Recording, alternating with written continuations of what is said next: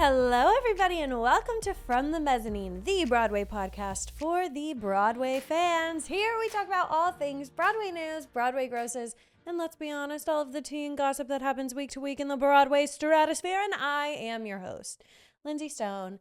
It is a pleasure that you are here listening to From the Mezzanine, wherever you are listening or watching. Hey, thank you for being here. Thank you for being a Broadway bestie. Thank you for being my Broadway bestie. We have a lot to discuss this week, and I actually have 3 shows to break down with you guys. And I'm going to take my time here with these shows because there's a lot to be said before we get into our Broadway grosses and Broadway news of the week. There's a lot that needs to go down because I saw Romy and Michele. Round of applause. Yay, oh my God, yay. Liberation.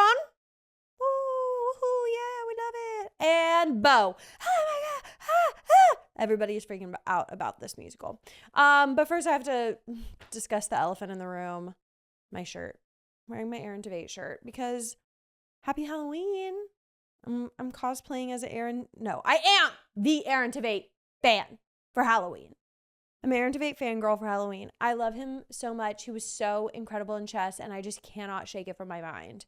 He is on my mind all the time, regularly, right? But even more so lately when I just think about One Night in Bangkok, about what a maniac he was on that stage and how phenomenal he was in chess. Just like I had my expectations high, which he always meets them. So I know and I feel safe in knowing that I can have high expectations for him on a stage, but they just were blown out of the water. He is so phenomenal.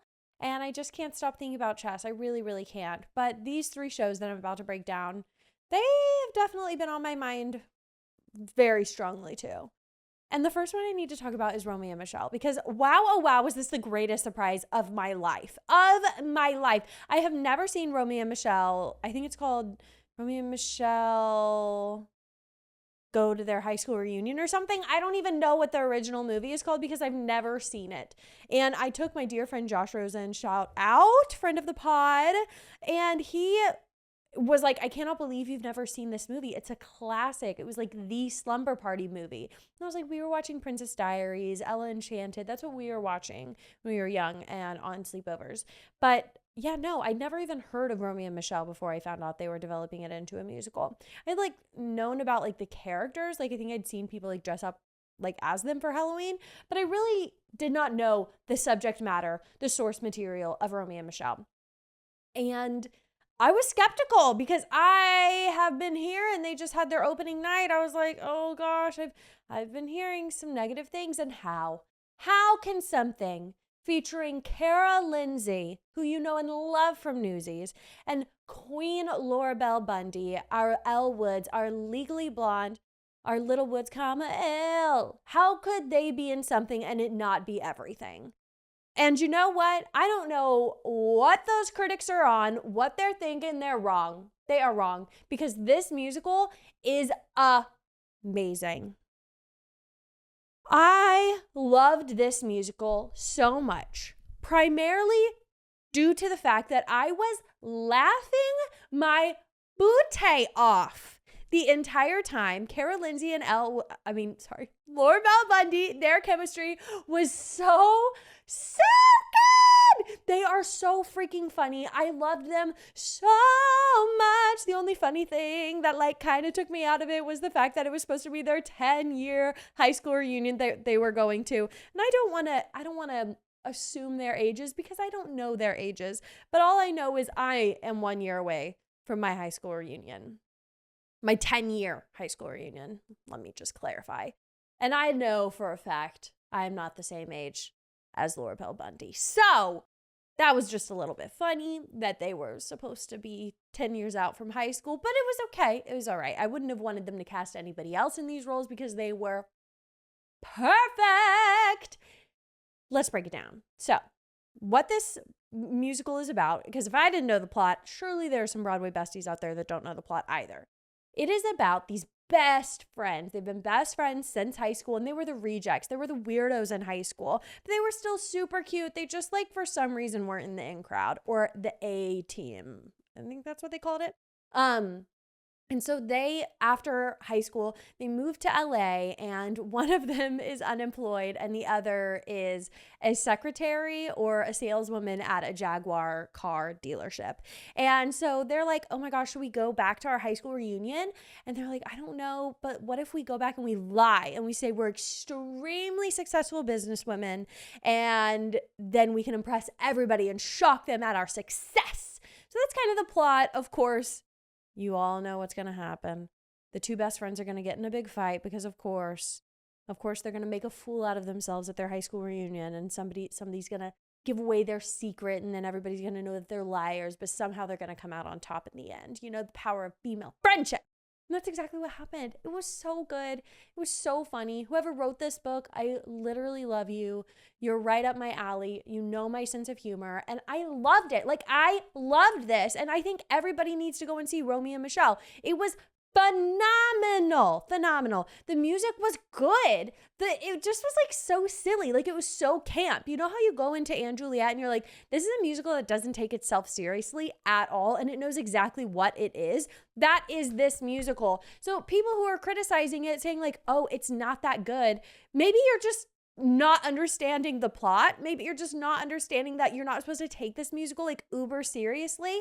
It felt just so nostalgic, for one thing. Like, it felt precisely like that feeling that these old movies from like the 90s and early 2000s give you when you watch them, and it's just like, oh, that was such like a nice time, and everything was so colorful, and like we didn't have the internet yet, but we still, like, it took me back to that time. Like, I love those like growing up nostalgic movies that we would watch. And it was perfect. Like, I literally loved it so much. Their performances in it are phenomenal. They need to get Drama Desk nominations because they were just so freaking funny. And the two of them together, perfection. If you want perfection, it is this. And I seriously, like, I will not rest until more people go and see Romy and Michele and love it.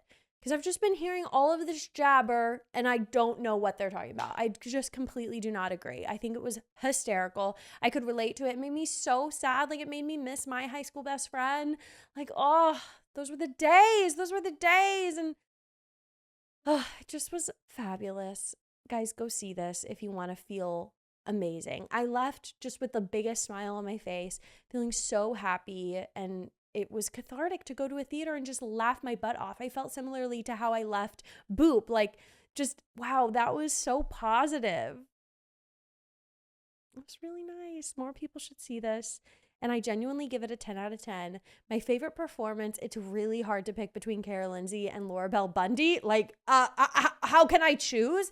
Both of them together were phenomenal. But I will say, I know Laura Bell Bundy's work way more than I know Cara Lindsay. So I think I was just super surprised by her. And it just made me all the more like, wow, I love her. She was Michele and Laura Bell was Romy.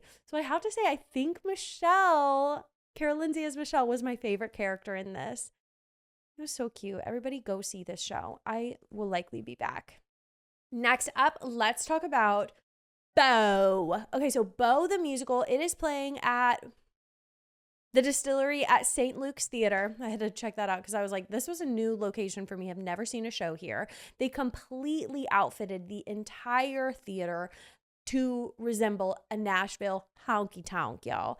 And it was awesome. I loved all of the decorations. They had all kinds of country music stars lining the walls, like their photos, and all kinds of memorabilia everywhere. And it really did create like the sense that you were in Nashville all of a sudden. They had a bar in the performing arts space that was selling beer. And it was kind of embarrassing because I went up to the bar and they had all of these like taps, all these beers on draft. And I was like looking at them. I was like, what do I want? And she was like, sweetie, that's a prop. That's not actually, those aren't for sale. These 3 ciders are what's for sale. I was like, oh. She's like, somebody makes that mistake every single performance. It's okay. I was like, really? Because I feel like more people would make that mistake because they're like beer taps and I'm at a bar, and I would think, anyways, whatever. That was a little funny, but also why not go full out and have all of these draft beers? Like, seems like a good plan to me, but maybe that's too expensive. I don't know. So yeah, the design of the theater was extremely cool, and I think that alone is getting them like a lot of attention. And I've just seen so much attention for this show online. Everybody's been raving about it, and it was very good. It was very, very different. So let me tell you a little bit about the plot of Beau. Starts out, we're in the Nashville honky tonk. Ace Baker, he's our lead. He says, I'm coming out with my new album, and I'm going to sing y'all my songs. And they're really personal to me, and they're about my story. And so then he starts singing, and all of a sudden, he's like 13 again, and he's in middle school, and he's getting bullied, and he's having all of these internalized feelings. And then one day, his bully, spoiler alert, I'm going to wait 3 seconds if you don't want to know what happens. 1, 2, 3. His bully kisses him. What? No way. Crazy, right? So then he's like, wait, I think I might be gay. And he's like, I can't tell my mama. This has to be a secret. And then he also doesn't know about his family. His mom's a single mom. And one day he gets a call that his grandpa is in the hospital. And his grandpa is played by Jeb Brown, who we know and love from Dead Outlaw. And he's like, I have a grandpa, Mama. Why'd you never tell me about this? Just so y'all know, my country accent, it's kind of real. But also their country accents were way over the top. They were a little crazy. I'm curious if any of them are actually from the South, because I felt like they were a little too crazy, a little over the top. Anyways, Mama's like, you know why you don't need to know why I never introduced you to him. You know, we don't like him. And I don't want to give everything away, but he's like so interested in knowing who his grandpa is. And so he goes and visits Jeb Brown, his grandpa, and they have a very lovely relationship, and it's very sweet, and he loves his grandpa so much. And it's just kind of like that. It's about like a childhood grown up story, and it cuts in and out of like reality of him like at the honky tonk telling his story to him like playing his younger self, and it goes all the way through like high school. And it's sad at some points because he's battling with a lot of his like growing up, like figuring out who he is and feeling shame and worried, and you know, dealing with some family issues. So it's a good musical. Wow, I just want to do the rest of the podcast in a country accent because that's fun, but I won't. So it's a good musical. The songs were good. The vibes were amazing inside of that theater. I loved that aspect. All of the acting was fabulous. I loved seeing Jeb Brown again, singing songs that were very similar to that of Dead Outlaw, very, very country. But it did make me miss Dead Outlaw a little bit because he was so good at Dead Outlaw. Dead Outlaw was so good. Why did it have to close? Ugh. Annoying. But yeah, I would have to give this probably an 8 out of 10. And I felt like it was so good. But you just go into things when there's so much hype for something that you're like, everybody's talking about it. You go in with such high expectations. And I really need to learn how to manage my expectations. Like, don't go in to something thinking it's going to be everything, right? Like, otherwise, you'll always be disappointed. Just like go in without any expectations. That's what I should have done. But I did like it. I did enjoy it. It's a 100-minute musical, which is just like the greatest thing ever. I love a no intermission musical, love no intermission anything. But I do think that there is a future for this show. I've heard people say that they think it's going to try for a Broadway run. I really would not be surprised if they did that. However, I don't think that they should, but I wouldn't be surprised if they tried, because it has been received very well. So anyways, I think there's a future for Beau, for sure. I think they should stay at the Distillery because I think it's a phenomenal venue, and they've obviously put in a tremendous amount of effort to make that venue their home. But I won't be surprised when they announce a Broadway run for this. Okay, lastly, guys, Liberation.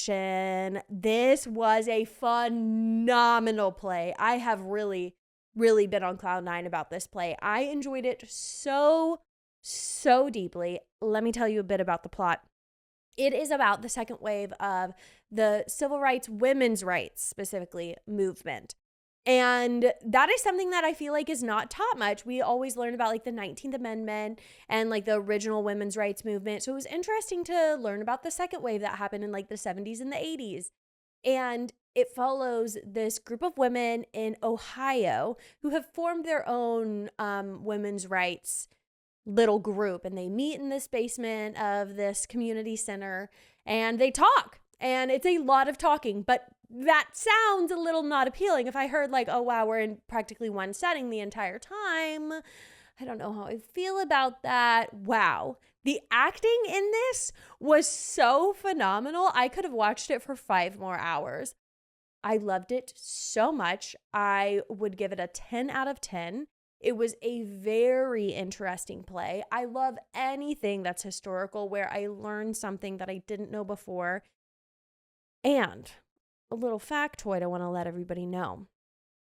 There's an awful lot of nudity in this play. That was Lindsay's first time seeing nudity on a stage before, which seems like improbable. Like, how have I been doing this? Like, theater is a very loose and free, liberated space, right? But I have never seen nudity on stage. Keep racking my brain. Really? Have I really not? But like, full nudity, I really don't think I have, because I don't think I've ever had to lock my phone away in a theater before. And usually that's kind of what they require. But yeah, I don't think I've ever. The Broadway Besties, y'all might pipe in and be like, Lindsay, you literally saw this. But like, nothing comes to mind. I really don't think I've ever seen nudity. So that was, I was a little like, oh gosh, is this going to be uncomfortable? Am I even going to be able to like listen to what they're saying? Because I'm just like, oh gosh, they're naked.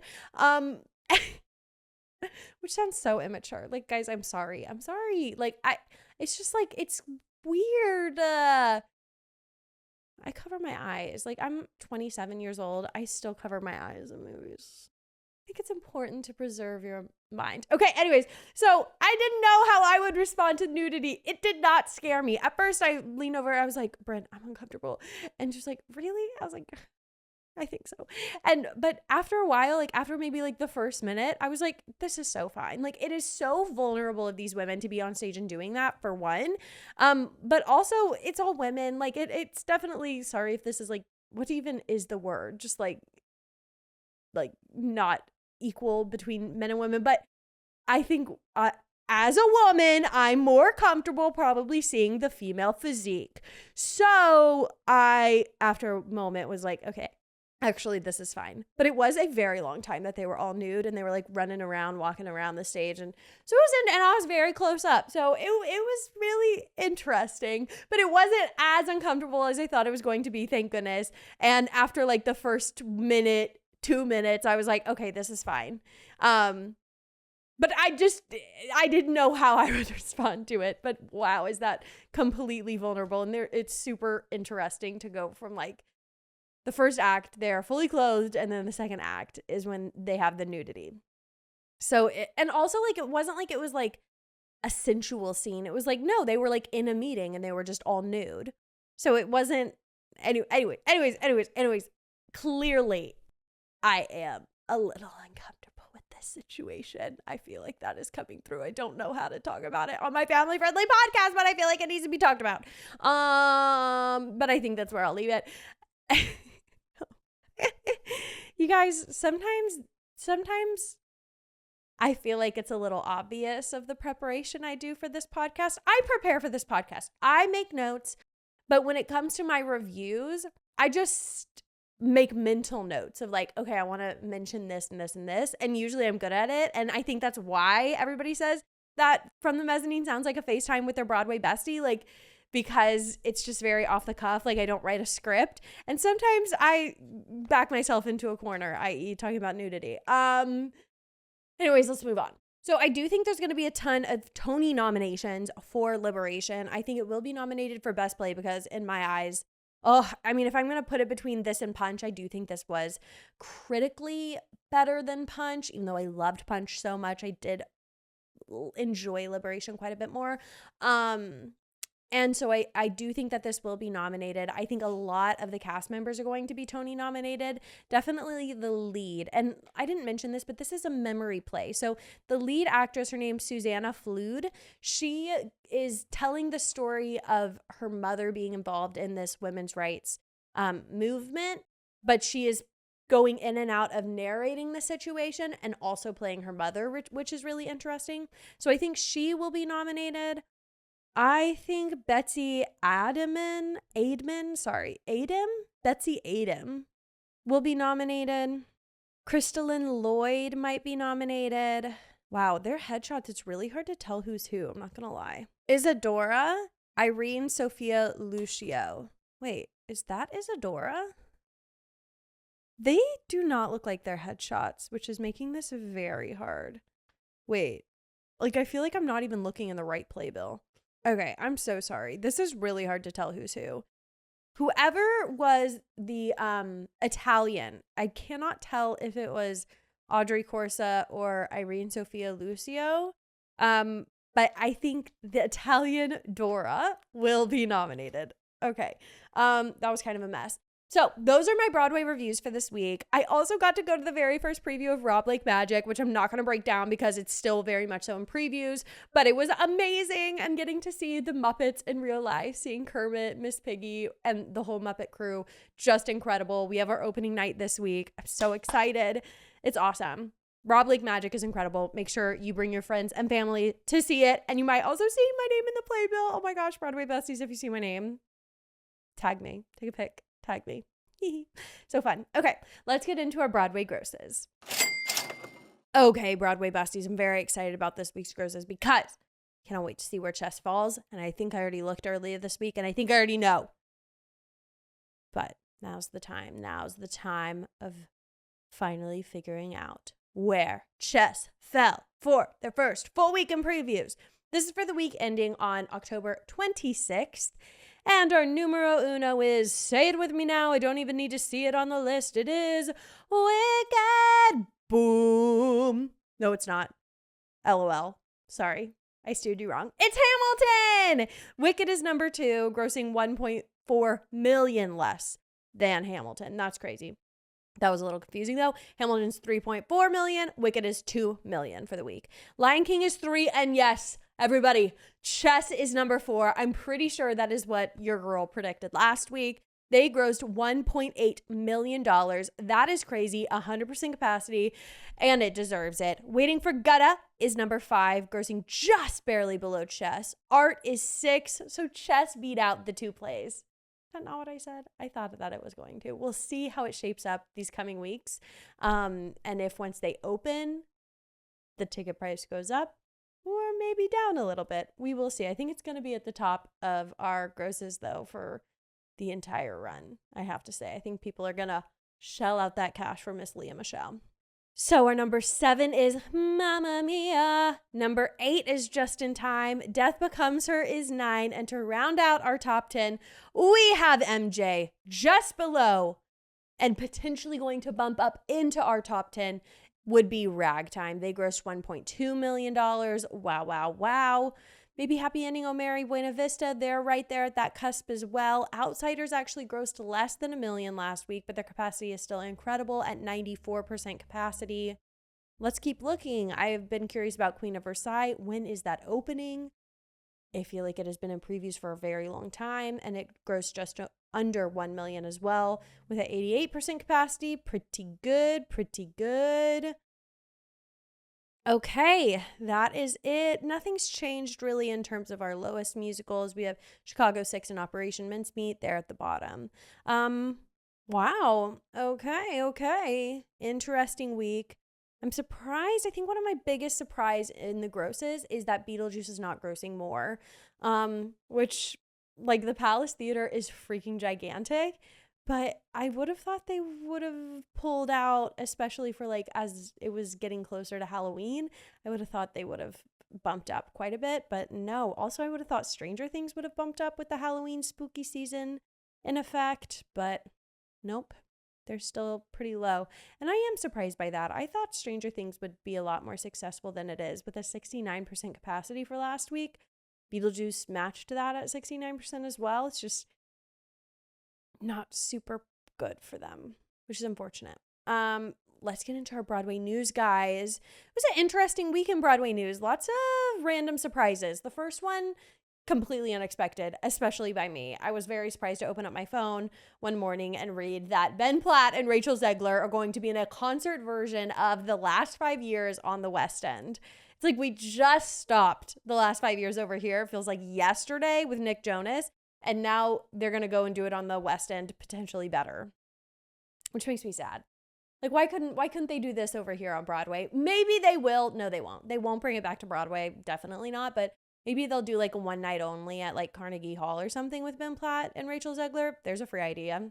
Pretty genius if you're asking me.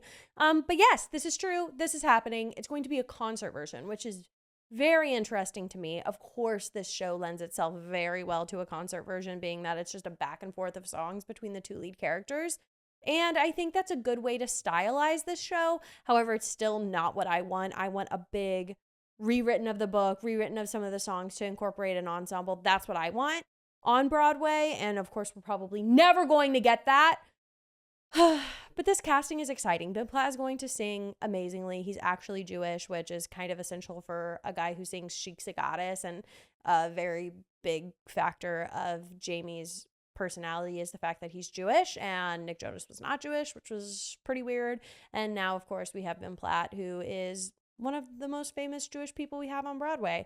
Amazing. And he's going to sing these songs to the high heavens. But I do think it's a very interesting casting, because I think when all of us Broadway musical theater girlies think about Jamie in the last 5 years, we think about Jeremy Jordan, our man. So hot. I mean, just everything. He's everything, right? Like Ben Platt, I love him so much. He's amazing. He's one of the best vocalists that we have. Same for Rachel Zegler. But I wouldn't like necessarily like a big thing about Jamie is that like he is so hot, right? I wouldn't really put Ben Platt in that category, but that's okay. He's a handsome man, but you know, Jamie's supposed to be like, you know, this womanizer, and you know, cheats on his wife, and everybody wants him. And in a perfect world, a miracle would happen, and every girl would look like Mr. Ed. Uh-oh. I'm losing it. I'm losing the lyrics. Oh, well, but yeah, this is just like not who I would have cast as Jamie, but I'm okay with it because I know his vocals are going to eat down. So Ben Platt will be our Jamie. Of course, Rachel Zegler will be our Kathy. The pairing of them two is very interesting in sort of a political way as well, because as we all know, Rachel Zegler was Snow White in Mark Platt's Snow White, the live action version. Of course, that movie flopped, and it was due in part to Rachel Zegler being kind of wild on red carpets, and her press was just not good at all. And Ben Platt's brother, who I don't think Ben gets along with, called out Rachel and said that she's the reason his dad's movie flopped.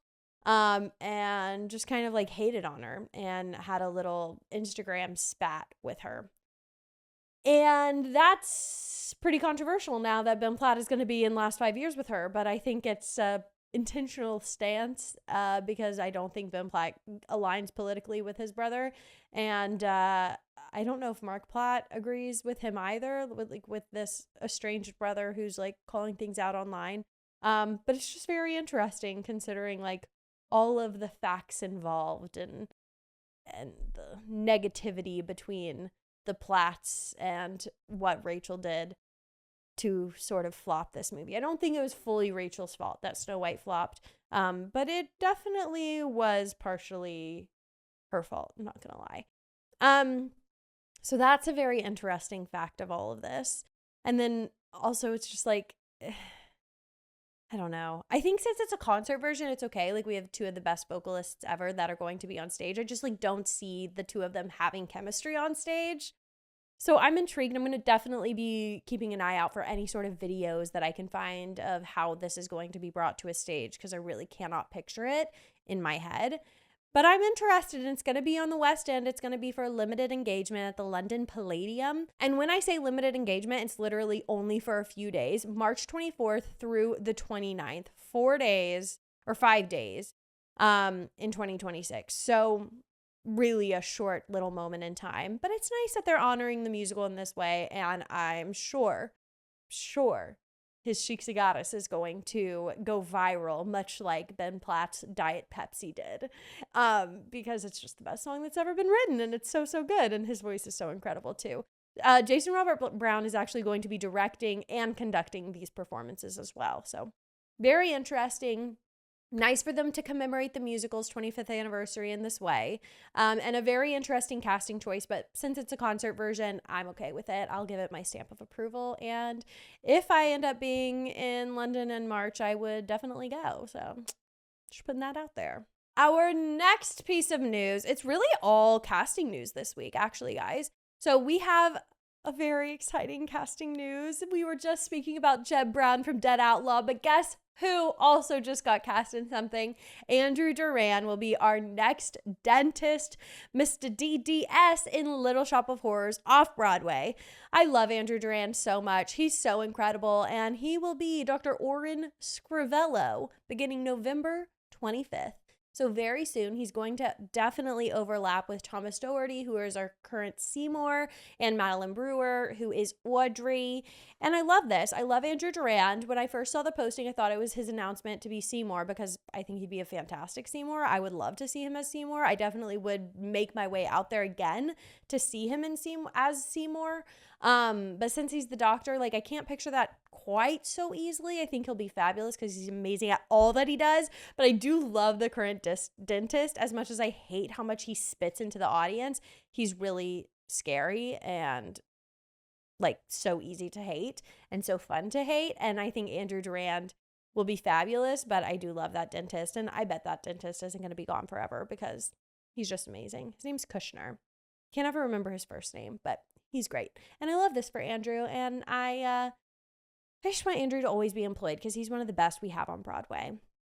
Our next Broadway news story, guys, Daniel Radcliffe is making his return back to Broadway and back to the same theater, the Hudson Theater. He's going to be doing a one-man show.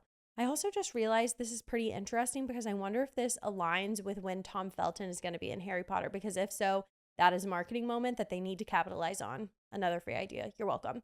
Daniel Radcliffe is going to be returning in Every Brilliant Thing, one-man show, like I said. Apparently, there's an immersive element to this show, and it's been on the Edinburgh Fringe. It was off-Broadway, I think, in 2014, and now it's coming to Broadway. So it's had like a full life of development, and here it comes. It's for a limited engagement for 13 weeks, so quite short. It will be starting performances February 21st for an opening night on March 12th, and the run will conclude on May 24th, so right before summer season begins. This is great. Love Daniel Radcliffe. He's an amazing performer. It's really crazy that he's going to be doing a one-man show, and if it is immersive, I fear for him because the Harry Potter fans and all of his fans are extremely amazing but intense. Okay, these people are intense. We all know how that Merrily Stage Door was. It was wild. And if people have the opportunity to get up close and personal with Daniel Radcliffe, I am a little worried about that. So I'm sure they're going to have a lot of safety precautions exercised, and they're going to have a lot of security on site. But I am intrigued and interested to see how they're going to go about that immersive aspect, because this isn't just anyone we're talking about. It's sweet little Daniel Radcliffe, who deserves all the good things in the world. And I don't know if Broadway audiences can control themselves, because Broadway audiences are kind of crazy. And I just want what's best for him because he deserves the world. And he's such an amazing actor. Let me tell you all about the plot of Every Brilliant Thing, because I'd never heard of this. So this is quoting the Playbill article. Quote, "In the work, a nameless protagonist faces a distant father, a suicidal mother, and their own inexplicable deep sadness." Depressing. And in a spark of childhood genius, they counteract these obstacles by chronicling every brilliant thing in the world, first to cheer up their depressed mother, and later for friends, lovers, and themselves.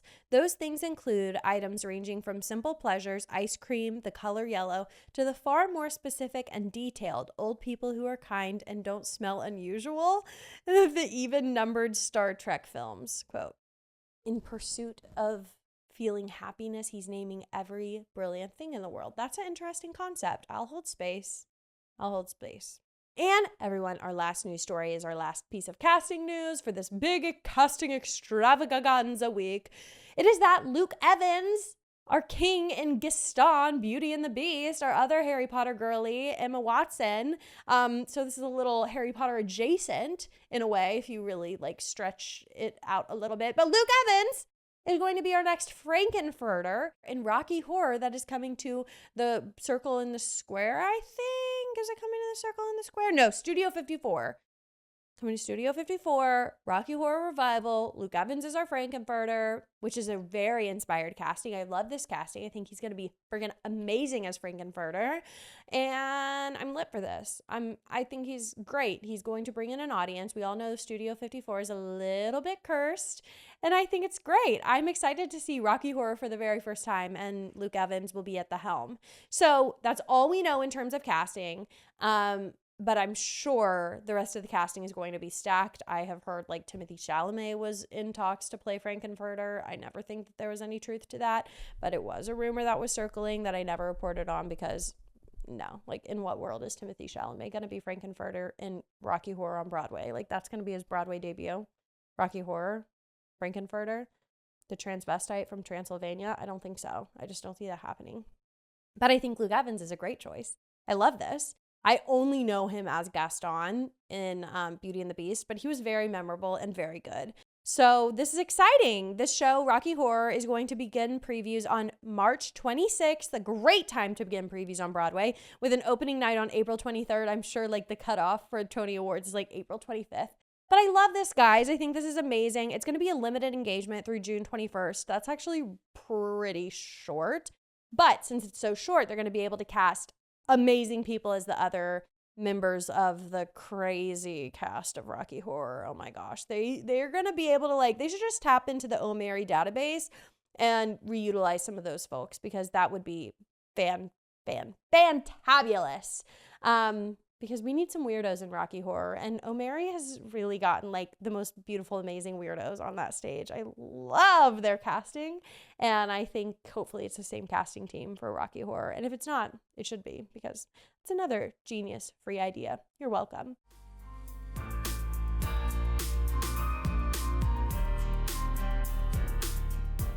Well, Broadway Besties, thank you so much for meeting me on this episode of From the Mezzanine. You can follow all things From the Mezzanine at From the Mezzanine Broadway on Instagram and TikTok. You can also find all things From the Mezzanine at FromTheMezzanine.com. You can become my personal Broadway bestie over on the Patreon, patreon.com/FromTheMezzanine. And you'll receive access to my database of Meet Me at the Stage Door episodes. It's just a little bonus episode that we do each week to break down, get into the nitty-gritty about some of these shows that I've seen. And it's fun over there. So you can become my personal Broadway bestie for $5.99 a month. Wherever you're listening, I do hope that you will just take one moment outside of your day and leave me a review. It means the world to me, and I love reading what y'all have to say, and it's very helpful personally for new people to find From the Mezzanine whenever I get positive reviews. So if you'll just, take a moment, I would really appreciate that. Thank you guys once again for listening to From the Mezzanine, and I'll see you next time. Bye!